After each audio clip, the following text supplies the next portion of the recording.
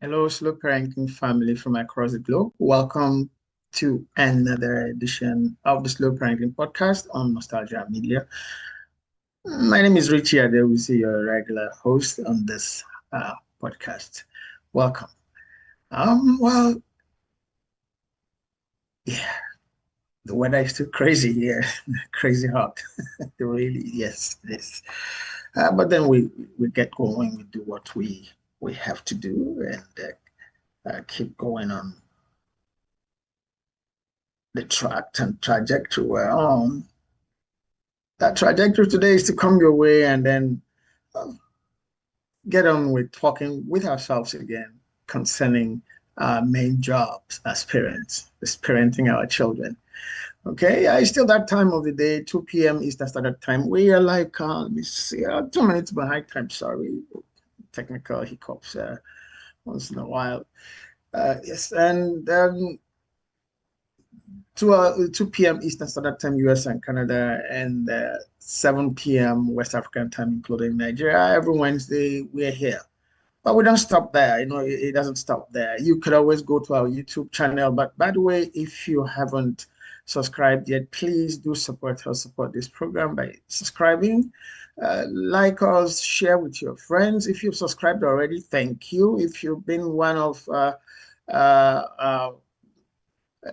well, community members that was engaging, following. Don't flow from afar. Don't be in the shadows. Come out of, uh, come out of the closet and be part of this show. Okay, subscribe, share this program, like us, engage during the program. Even when we are off stream, you can always send in your questions.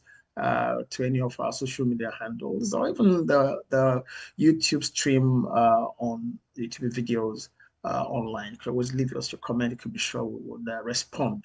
Thank you so very much for doing so. Today we're going to talk about that very important commodity for which everyone has some measure. All of us have this. No one has more than anyone else. In that area, we're even equal. But what then is important is, what then is the issue is what we do with it. You're guessing. Okay. Your guess could actually be right because there could only be only one thing, one that all of us have the same measure, and that is time. Okay, so as parents, we have the same measure as everyone else. Incidentally, we have the same measure as our children too. So we're going to be talking about time today. Um, One of my books on parenting is titled "The Talk Therapy." Okay, the Talk Therapy, Talk T.A.L.K, the Talk Therapy, and it actually has a subtitle. It says "Key to Effective Parent-Child Communication on Sexual Health Issues." Or sexual and reproductive health issues. But then it applies to every other thing. I'll give a background to that book a little bit before we get into today's program. Well, that book was written at a time, it hasn't changed much, but then, well, at the time there was a major global crisis. It was the time of the HIV and AIDS pandemic. And there was there urgent and then for parents to get into you know the mix for providing sexuality information and education for their children. You know, uh, but there was a problem. In most traditions, discussions around sexuality issues are usually like, oh, don't say anything. It's taboo, behind closed doors, switch off the light, close the door.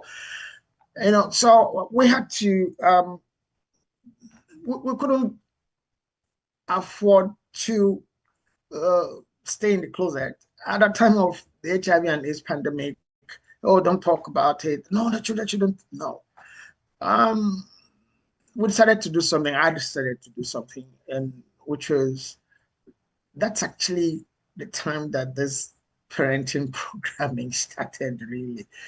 Because there was an urgent need to train parents, to provide materials for parents educational material, information, education, and communication materials for parents to take the lead in being the sexuality educator of their children. There were no materials really in that area, you know, about that time. There are so many things on the internet right now. Yeah, we're talking about 20 some uh, 20, 21, 20, 23 years ago. Okay. And this book was that time. Yeah, was 1998, more than, well, 25 years ago. It's not 22, 23. Okay. And gradually, we managed to get parents to come out of the closet and, you know, take the front seat and you know, educating their children, providing sexuality information and education for their children. As a matter of fact, we were so, well, if you like, successful at it, or it was so novel that the Royal Netherlands Embassy in Nigeria at that time were like, wow, you can do this? Okay, we'll fund you. The Royal Netherlands Embassy in Nigeria then graciously provided us with funding grants to, you know, pilot the sexual and productive health education for parents, and by way of training them to become the sexual educators, sexuality educators for their children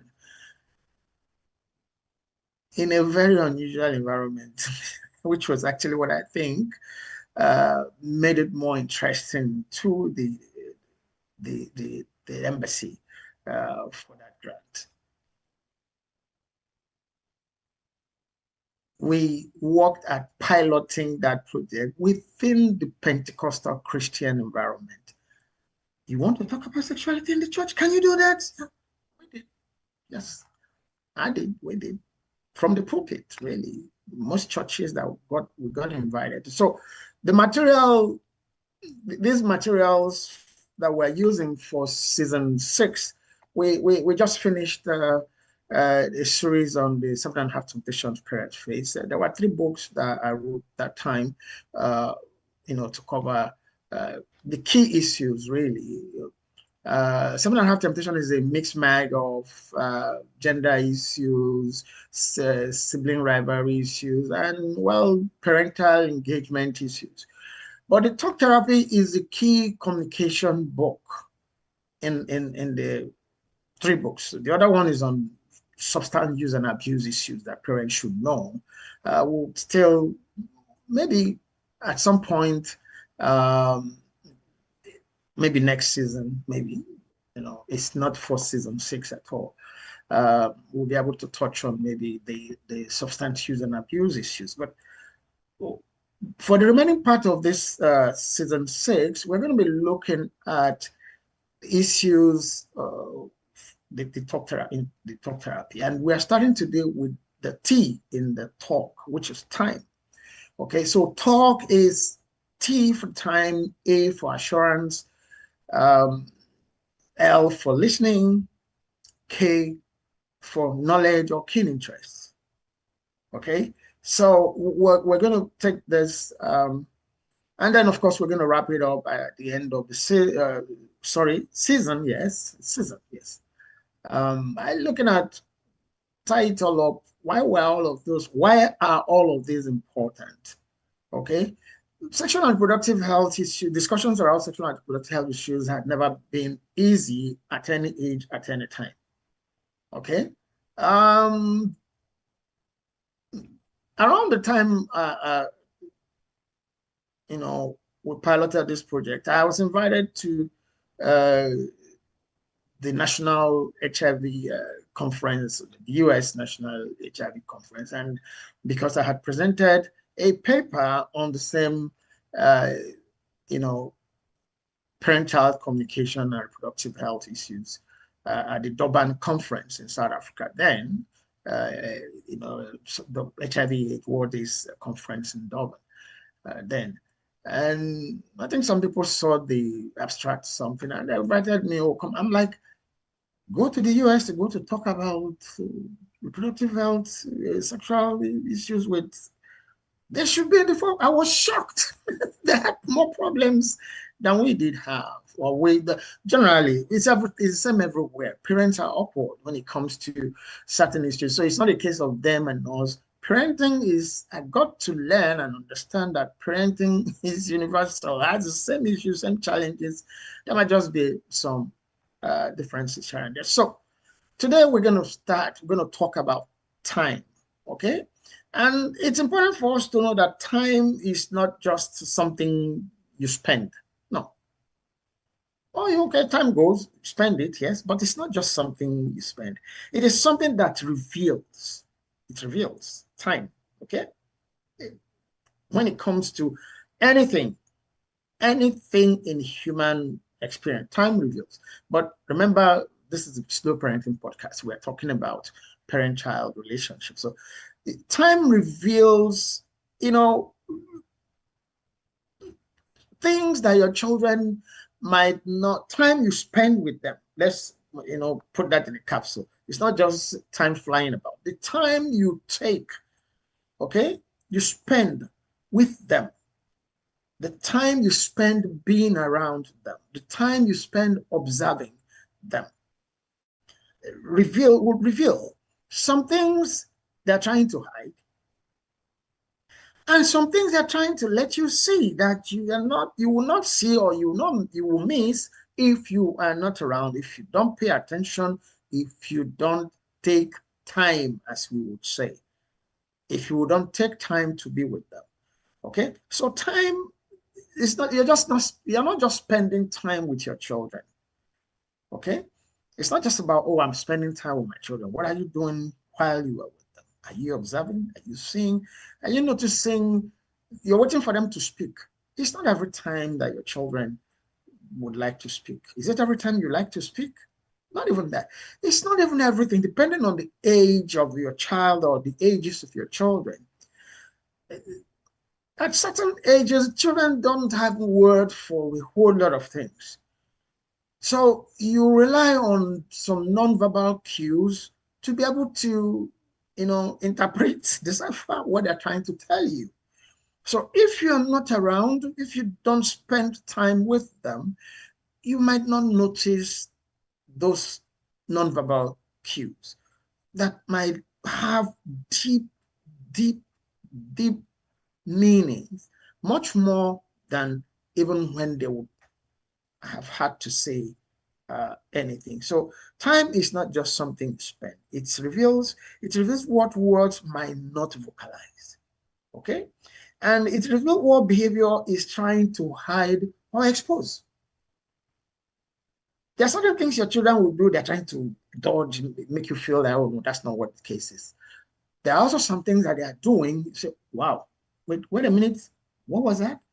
Sort of feeling, oh, so is this. Sometimes your shock should not scream out.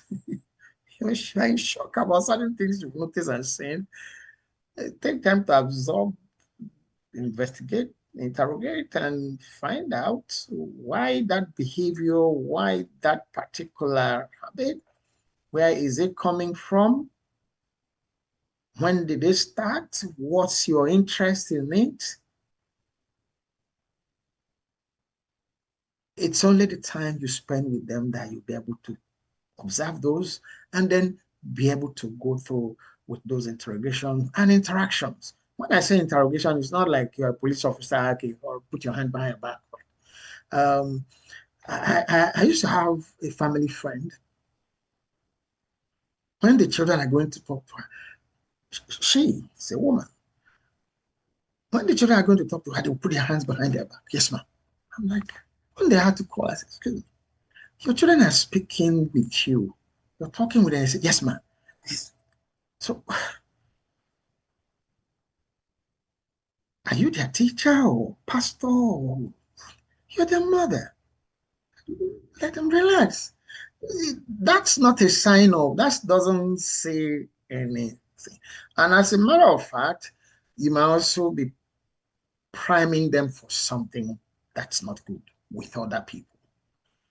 Okay? Let your children be relaxed when they are talking with you, when they're around you. Let them not be like they're in some military training in some military barracks. Okay, that's by the way. If your children suddenly get quiet or present with other mood swing dispositions, and you will not notice if you do not pay attention, if you are not there, if you do not spend time with them. That's what you're saying. When those mood swing issues, we all know what the issues might be. Okay, so um we have we have produced for you, like we've been doing since this season 6, uh, a very interesting video on the issue of time. I will play that video for you timely today.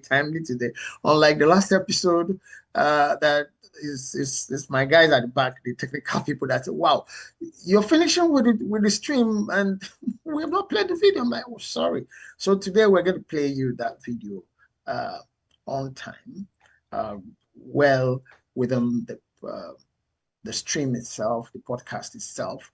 Uh, that happened last week because there were so many questions, contributions from community members, and we're having to concentrate a whole lot on them. But today I just wanted to lay that background about why time is important. Okay? We've laid it bare a lot more, made it, the videos are always user friendly, and then if there are any issues, if anything you have an issue with on the video, feel free. Our email address is there in the video, phone numbers. You can go to any of the social media handles and leave a comment. You can send me a mail directly. You can leave a comment on the stream itself, and we would respond. As I speak, community members are already sending in their contributions, but which is a good thing. We like that because that makes the podcast more interesting and more interactive if we get to respond to what community members are saying. Okay. Um, I don't want to go into repeating what we've already done with the video.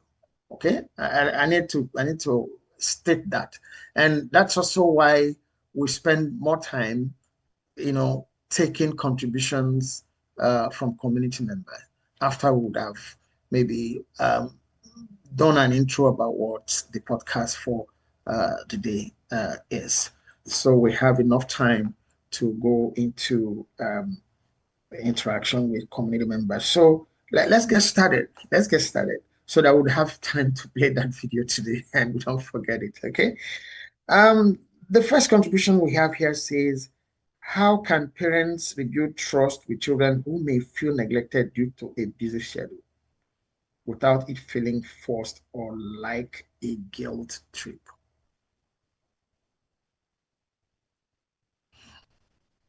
Again, first, thank you for the question.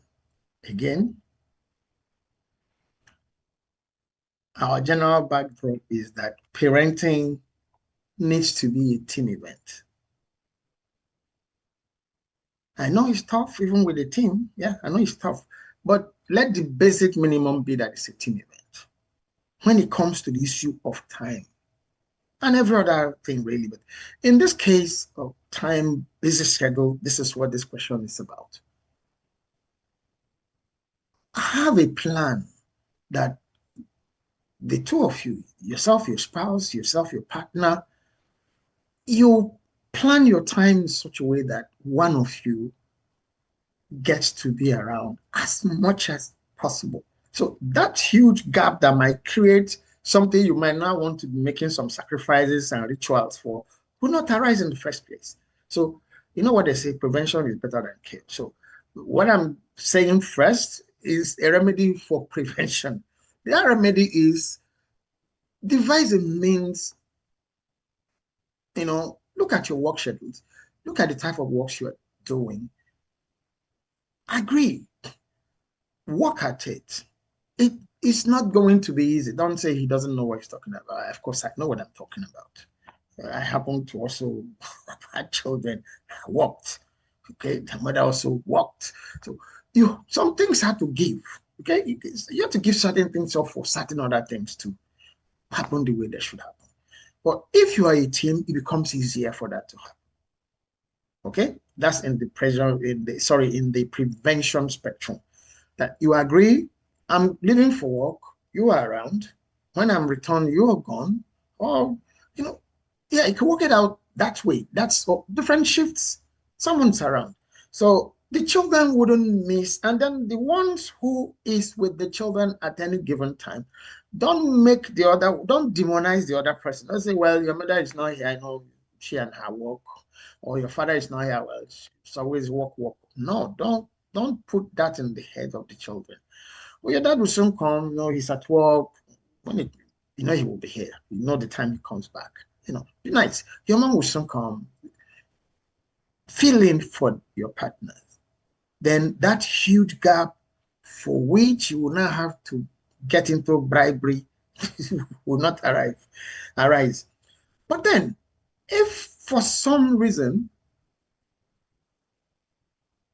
what you do, both of you, both partners, do is just so, well, impossible for you to be able to work it out that way, and you have to be away for, periods of time that more than what you would have wanted to happen. Okay, devise other means. You can't. I don't think there shouldn't be individuals who work 24/7 and 7/7. No, that shouldn't happen. Well, that person probably will not be alive. Okay, so the time that you are around, devise a means, not guilt. Thank God for technology now. That you're away does not mean you cannot, be in sync with your children. There's so many things you can do with them. At least wherever you are, that you will go back to go to sleep at some point. Okay? Regardless of whatever part of the world it is. If you're a different time zone, agree. So time that is going to call. We're going to do FaceTime. We're going to do, let me see what you're doing. Put that video. Let me see. Oh, wow, that's beautiful. Who cooked that? I did. How did you make it? No, you didn't make it. Okay, let's cook it together. Mealtime. Oh, okay. Dad, if you were here, you would have been the one cooking this, or mom, if you were here, but let me show you. I've learned how to cook it. You are there. Technology makes it possible. Video conferencing. There are so many applications you can use to do that. So you don't wait till, you are physically available. Well, that's another form of physicality, virtual physicality, okay? You can do that. You can apply it. You can use it to, for a good purpose. It can help, okay? If it comes to the issue of being there, spend the time there. I'm going to say something that I don't support, but I'm going to just share something that I know a family who did that. Okay, there are video monitors in the homes, they're not around, especially when their children are going to sleep and all of that. The monitors are on, linked to their phones and all. They're checking, they're saying, oh, is it okay? After they were speaking with them, they're still watching. First, you would just kill yourself. Monitoring over the video, over the phone. What's wrong with them now?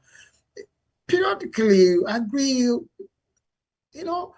well, video monitors, cameras, good for maybe some other reasons, for other security reasons, not to watch every of their moves. They will not trust you if you're doing that with them. Okay? You're just telling them upfront, I don't trust you. Give them responsibilities. Ask for performance. Ask for results. Do this so even when you are not there. Give tasks and monitor the tasks, even if you are away. Like we said, now you can go on Zoom, you can go on whichever one. Let's see, how did you do it? Let me see your room. Did you make your bed today? He goes there, shows you, Mom, I've made it. Here, it's like you are there. So you have technology that can help you with that issue of neglect. Yeah? If you really, really are focused on being with your children. Okay? But if there is a neglect due to some other reasons, you have no choice really but to walk your way back. Don't first forgive yourself. Of course, you know before you are talking about neglect, you already know that you are already committed to neglect, right? Good. So first forgive yourself and then get on with apologizing with them and let them, okay, mom, this is not going to remain that way again. Dad, no, I'm going to be available anytime. Yes, I'll travel a bit, still work, but then I'm here now. Okay. I apologize for all the time I've not been around, but let's make best use of this one. Who wants to do this? Well, you apologize, let it be fun. Forgive yourself first. Okay. Because that's where the issue of um, guilt trip and all of that. Forgive yourself first. Apologize, explain, let them know. If your children know what you do, they actually would be more understanding about you're not being around at some times. Okay, so let's move on. How can parents read their children's emotion during those everyday moments like after school or dinner time when they might be hesitant to open up? The nonverbal cue skills, the nonverbal cue communication skills, observation, fifth thought. What happened here? I shared a story. I shared a story in, I think it's this, I think, no, I think it's talk, is it talk therapy? I shared a story and it's one of the books. I usually go to pick, well, the second girl in the family then, from school. Well, as we walk home, she will recite, rewind, and replay everything that happened that day from as we're going. Then I would observe, I will notice, on a particular day, I noticed that I have some sand in her hair. What happened? Who? He said, he named the name of the friend. He says, so friend put sand in my head and I fight. I said, you don't fight. Okay, but then you also need to tell your friend that it's not nice to put in sand in your hair. Okay? Yeah, because again, if you are not there, you won't see the sand.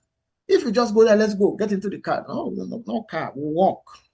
Luckily, the school and the home were not so. I made it a habit to walk. I walk to go pick her, walk back home. And that gave me time to catch up to, it might not be the same for every parent. It will not be the same. But again, a lot of times we are not intentional about our choices about certain things. Even at the time I'm talking about here, I was under a lot of pressure to go put the children in some high sounding schools, some names. I'm like, why?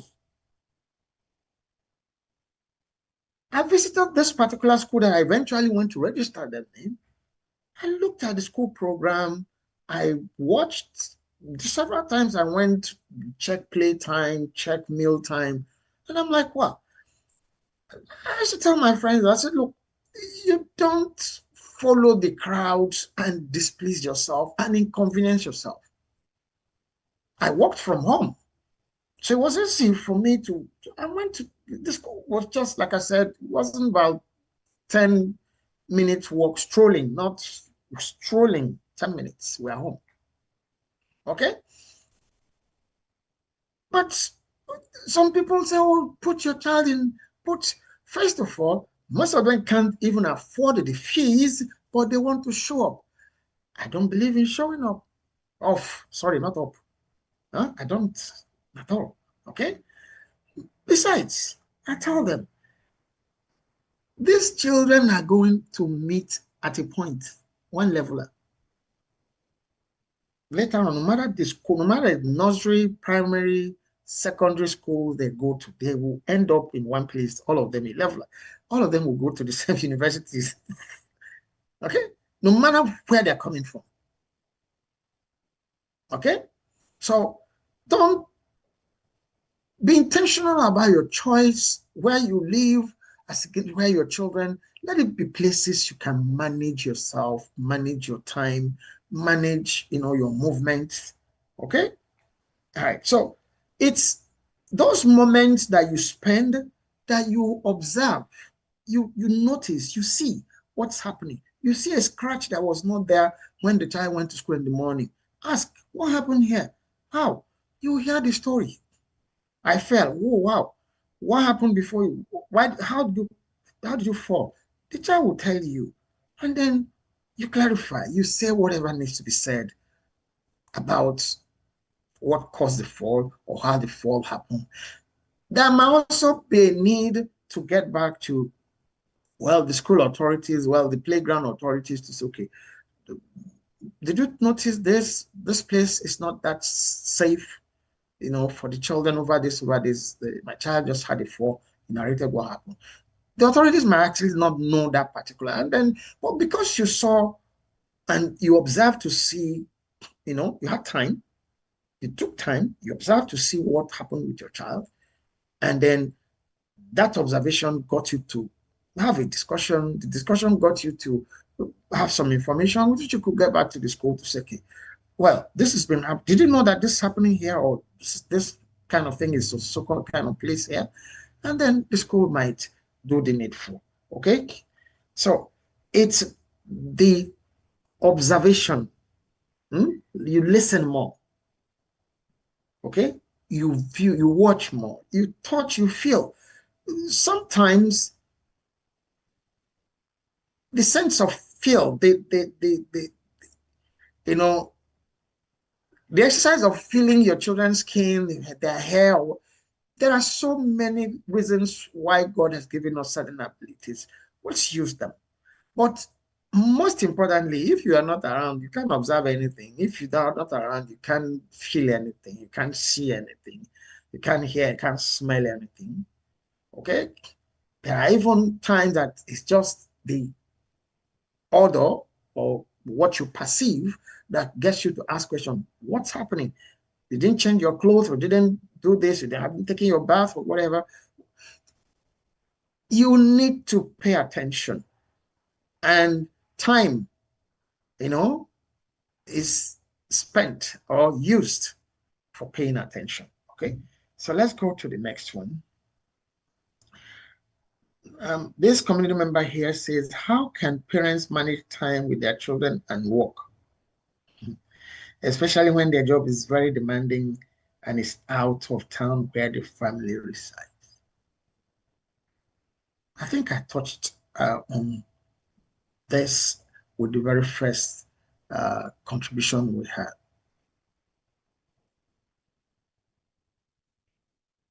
And please let me put a caveat here. It's not all of us that live with partners. We have fathers who are single fathers. We have mothers who are single mothers, and for different reasons. Okay, so don't think, okay, we doesn't know we doesn't want to know what he's talking about. I'm alone here. Sorry, you are in the mix. Okay, but we're saying, well, that's the ideal situation, that you have a partner you're living with, a spouse, a partner. But when you are the only one, okay, you need to seek for, community help, neighbors, friends, family members. If you still can't find, you plan yourself knowing that you still have to have the time to be with your child or with your children, for you to be able to do the things you need to do for them, around them, with them.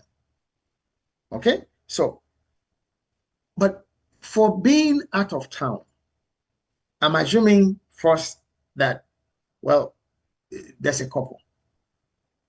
Going back to my first contribution, don't take out of, two of you should not take out of town jobs. It can't help. Okay? Try to be intentional about making such decisions. Discuss them. Look for, it might not be easy, but know that you have a home shift. Hmm? You have the job shift. You have the home shift. Don't abandon the home shift. Oh, both of us, why would both of you walk out of town? It might happen still. I've touched the thing. It's also possible that it happens. Sacrifices will not to be made. First of all, in certain places, that can even happen, depending on the ages of your children. You can't leave your children alone at home. It's not possible. It's against the laws, it's against social welfare laws. So you can't leave your underage children alone at home. The excuse of, oh, I work with, no, both of you cannot. Or else you are on road to losing your children to social welfare. Okay? So work out the type, the, both of you agree on who can go to do that. Just the other person support. The pace might not be the same, but you are not in a competition. Okay? We are there to support each other in anything you're doing. Well, my concern here is your children, is parenting. You are to back each other up in your parenting duties. So don't pick jobs that both of you are out of town and say, okay, why shouldn't I work? You are working, I should work now. You work there, I got my own job in the other city too, I should go there. Agree. When it comes to the issue of your children, please find common grounds and then make your plans so that someone is available for the children. Okay? There will be sacrifices. But let those be sacrifices that you agree on, not contentiously. But looking at their angelic faces, smiling at you, Mommy, are you gonna leave us? Daddy, are you leaving us again? No, agree. Stay, let me go. Okay? Then compensate the person at home. Yeah, whichever one, whoever. Okay? At no time did I'm the male, you are the female thing. It doesn't make sense. You are not in competition at all. You shouldn't be at any time over the issue of parenting your children. It has to be complementary in everything. That way, you struggle less. That way, the issues we're talking about here wouldn't be such big issues. Okay? You're there to back each other. Okay. And another community member here says, should children ask their parents questions when they feel neglected or just assume their parents are busy with work? If you didn't develop a communication relationship with your children ab initio, which mouth are they going to use to ask you questions now? Okay? The questions they will ask you will be attitudes or certain unpleasant happenings, results that you seem like, how did this happen? Why wouldn't that happen? You are not there, you're not available. That's probably what some children will say. We've had such cases. But you are not here, so what do you expect? Yeah, they happen. Okay? But children who have grown from childhood communicating with their parents would ask questions. Okay? My children is ask any question, say anything that you need to say, but there's a caveat, respectfully. It doesn't matter with who, not just me, your friends, your colleagues, your siblings, be respectful. Don't be afraid to ask questions. If you didn't start with it, it doesn't just happen. What you begin to notice reports, secondhand information, either the ones you will now notice or the ones that will be brought to you about your children's behavior and conduct. But encourage your children to ask questions from very early on. It's still something that time midwives. It's still something that you need time to do. I'm in a hurry. Look, just do whatever. They will do whatever. They will do whatever. Okay? But agree. Agree on, remember, on the Slow Parenting podcast, we've always told you set boundaries. Agree on boundaries with them. How do you agree on boundaries with them if you have not developed a communication relationship with them ab initio? So if you have started from the platform of interactiveness, there will be no problem about them asking you if you're constantly being absent. That is what's happening?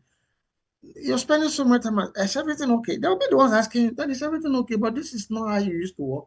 Then you can explain. If you had not been communicating or letting them know what's happening. But in a family where people interact with themselves openly, they already know, probably already know. Okay? So that we don't fall into the almost the misbehavior, misdemeanor that almost happened last episode about the video. I'm going to take a pause now. We're going to play the video for this episode. Time is the missing piece. Okay, when we come back, we'll take more contribution from community members. Don't go away. Thank you for staying. Dear parents, watch till the end.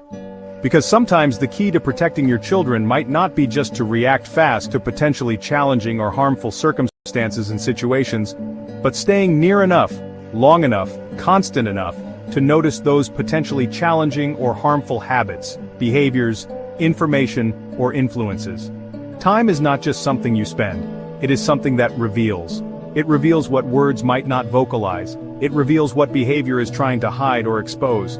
If your children suddenly go quiet or present with other mood swing dispositions, and you do not know what is going on, it is your time of being available, observing, engaging with them, that would tell you why.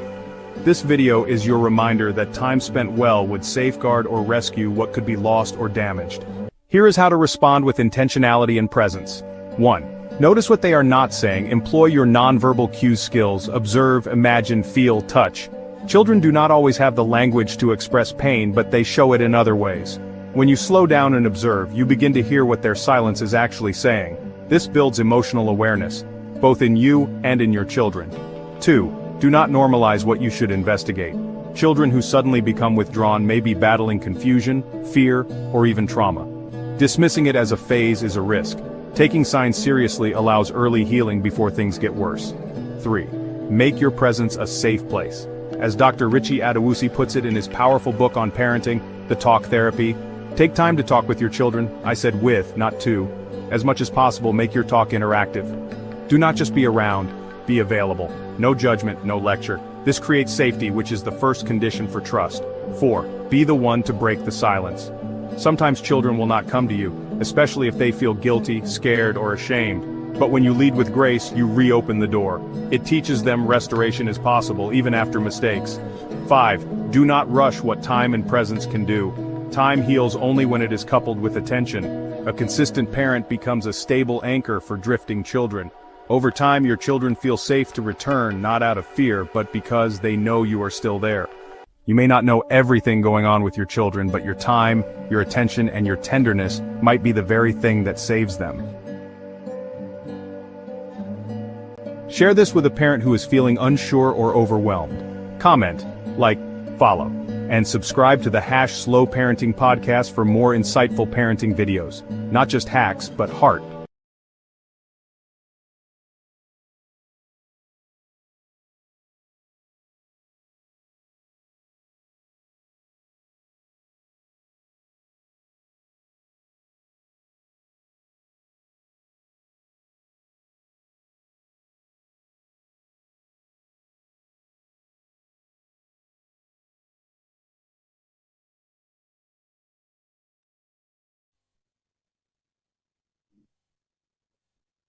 Welcome back.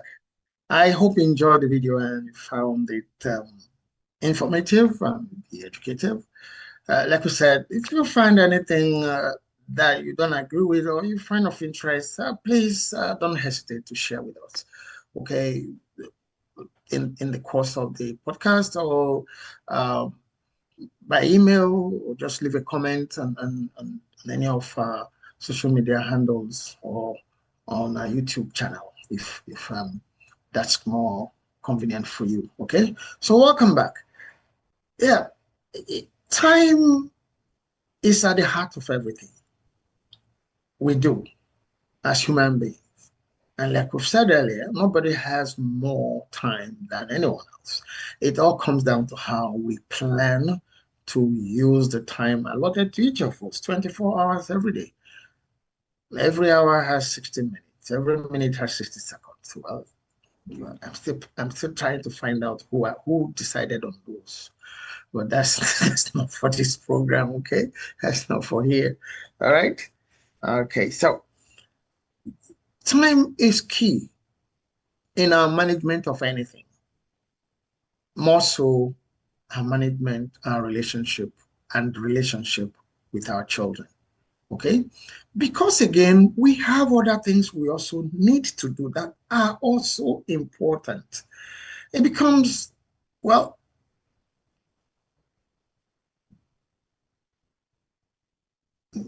no debate.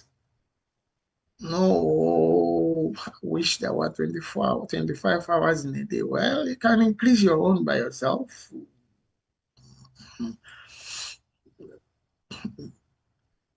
You can't. So there's no need, you know, breaking your head over something you can't do anything about. Instead, do something about something you can do something about. You do something about, you know, you have 24 hours in a day. You know, you have so number of days in the week. You know, you have children. You you plan for them to arrive. They've arrived. As before they arrived, you had already, you know, be intentional in your plannings about your family, over everything. Okay? You could say that's easier said than done. Well, if you are deciding to have children, you don't have a choice. You need to plan for being with them. You need to plan for spending time with them. You need to, in agreement with your partner, but if by reason of circumstances and situations you are alone, you need to make alternative plans from when you are not going to be around. It's not just because of the law or for the sake of the children or the child in question. Okay? I'm going to travel. I'm not going to be around. Prepare the mind of that child or those children well ahead of time. Let them know. Let them know where you're going, what you're probably going to do. Share stories about where you're going. My father, as we're growing up, shared stories of work and at a particular time in my life, I had to travel from one part of the country to another part that I've never been to. That incidentally, he had been there. He sat me down severally. I wasn't a baby. This was after college, after the university. I was going to do youth service. And he had been, I was posted to Sokoto State, northwest of Nigeria, well, southwest in Lagos. But my dad had worked there before. He said me that, oh, don't worry, it's a nice place. Don't worry, don't listen to your friends who tell you it's too hot. You know, talk with your children. If we didn't have those if there was no communication relationship between us, he wouldn't be able to share what had happened where he had worked before, what I should expect, and all of that. It didn't start one day. So don't wait for yours to just start one. It doesn't. Because your children are not waiting, they're growing. Nothing stops for the other to happen. I'm speaking here, I'm gazing into the camera, I'm breathing, I'm sitting down.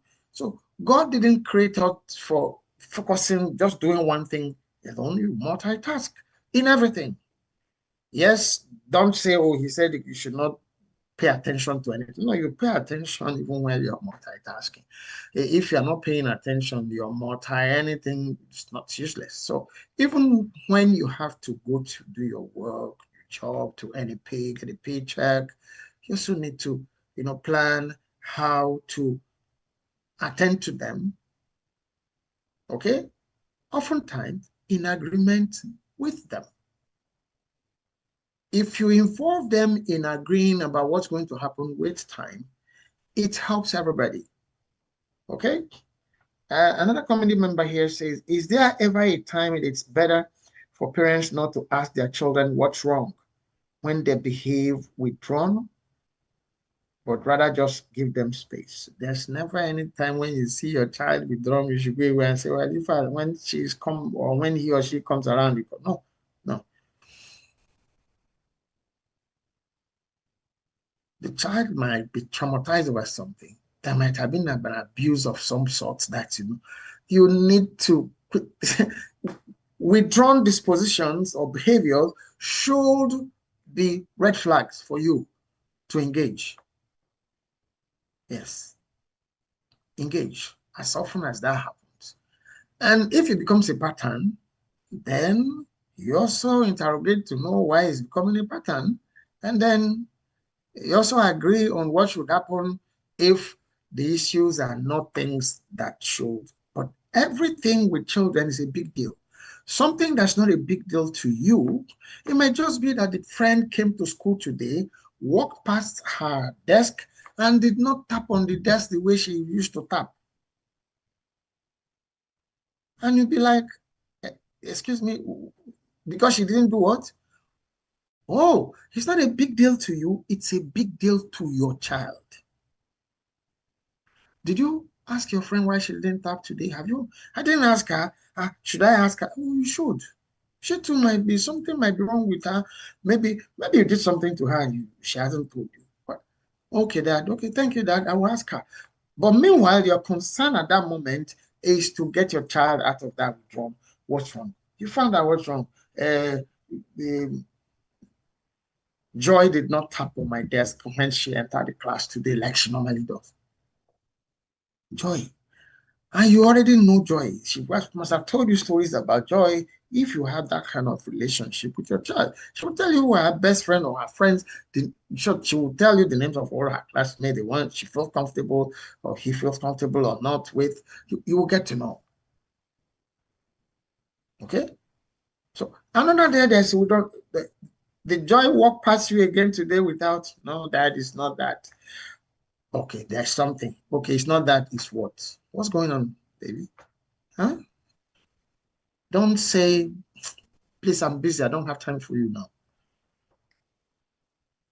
You might be building a time bomb that will not benefit anybody when it explodes. Well, no bomb benefits anybody at any time when they do get to explode, okay?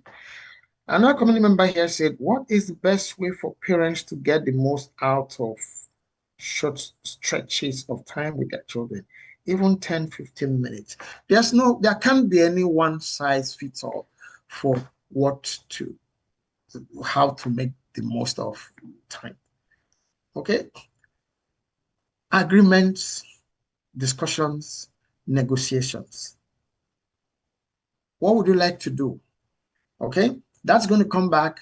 I'm going to have maybe another 20 minutes before I get into some meeting in the house.